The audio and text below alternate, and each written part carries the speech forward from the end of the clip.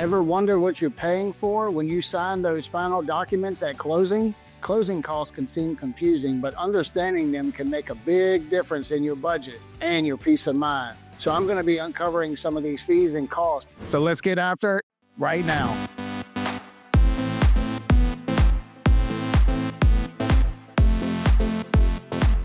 If this is your first time to the channel and you would like to know everything there is to know about Richmond, Virginia life or any of the surrounding areas, then subscribe below and tap the bell for notifications and you'll be the first to know about living in Richmond, Virginia. My name is Scott Wynn. My team and I get calls and emails from people just like you every single day about making a move to Richmond, and we absolutely love it. So whether you're moving in 7 days or 7 months, we would love to help you make a smooth move to Richmond, Virginia. Hey everyone, and welcome to my channel. I'm Scott Wynn, Richmond's favorite real estate agent. Today we're going to be diving into closing costs, what they are, what's typically included, and how much you can expect to pay.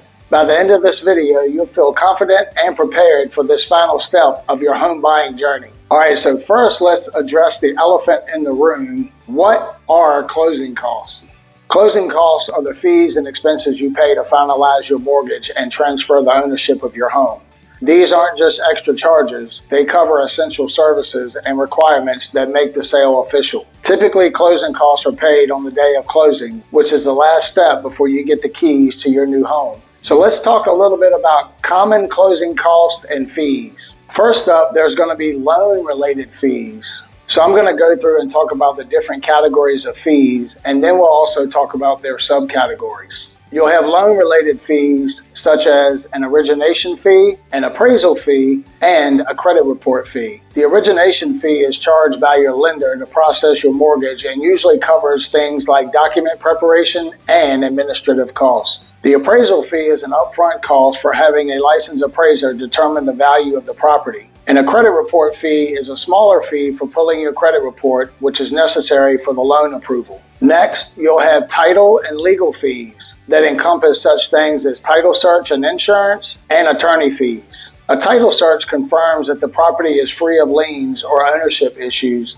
and title insurance protects you if a future dispute arises. In some states, such as Virginia, an attorney is required to handle the closing process, and their fees are also included in your closing costs. Then you move on to things like prepaid expenses, such as homeowners insurance and property taxes. Homeowners insurance is often paid in advance, which covers the first year of insurance premiums. As far as property taxes, you'll usually pay a portion of the property tax up front to cover the remainder of the tax year. And finally, you'll have additional costs such as inspection fees, recording fees, and transfer taxes. Inspection fees, if not paid earlier, inspection costs may be due at closing. Recording fees are paid to local government to record the sale in public records. And finally, transfer taxes. Certain states, such as Virginia, charge a tax to transfer the property ownership. Now you're probably sitting here wondering, that sounds like a lot of fees and costs. So how much are closing costs? A general estimate of closing costs typically ranges from 2 to 5% of the home's purchase price,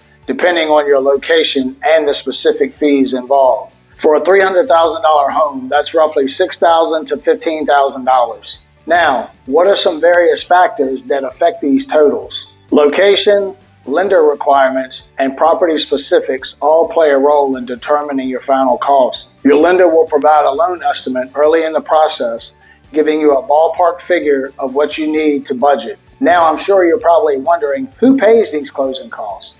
Typically, the buyer covers most of the closing costs, but in some cases, sellers may contribute to these costs, especially in slower markets or if it's negotiated as part of your offer. While this might not be an option in competitive markets, it's sometimes possible to negotiate the seller to cover a portion of your closing costs, particularly if they're motivated to close quickly.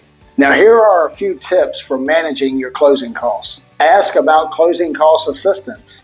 Some loan programs like FHA or VA loans may offer options for reducing or rolling closing costs into your loan. So it's also worth noting that a lot of these programs have income restrictions, so it's very important to have these conversations with the lender up front so that we can make sure that we get you in the right loan program straight from the jump. Consider shopping around for your services. You may have options to choose your own title insurance provider or inspection company, so don't be afraid to compare quotes to find competitive rates. The good news is that I have connections with lenders, title companies, and attorneys, so I can certainly point you in the right direction as well. Please make sure to budget for your closing early. Make sure to budget for these costs from the start to avoid any last-minute surprises. Adding a little extra cushion to your savings can help you feel prepared when closing day arrives. Closing costs are an important part of the home buying journey, but knowing what they are and budgeting for them early can make this process a lot smoother. Just remember that understanding where your money is going can help you make more informed decisions. If you found this video helpful, please give it a thumbs up and don't forget to subscribe to my channel. Share the video with anyone that you know that might be looking to make a move. And if you're looking to make a move, especially to the Richmond area, then please don't hesitate to reach out, and I look forward to making your move a win-win. So don't forget to give us a call, shoot us a text, or send us an email, and I'll look forward to showing you around town. Until next time.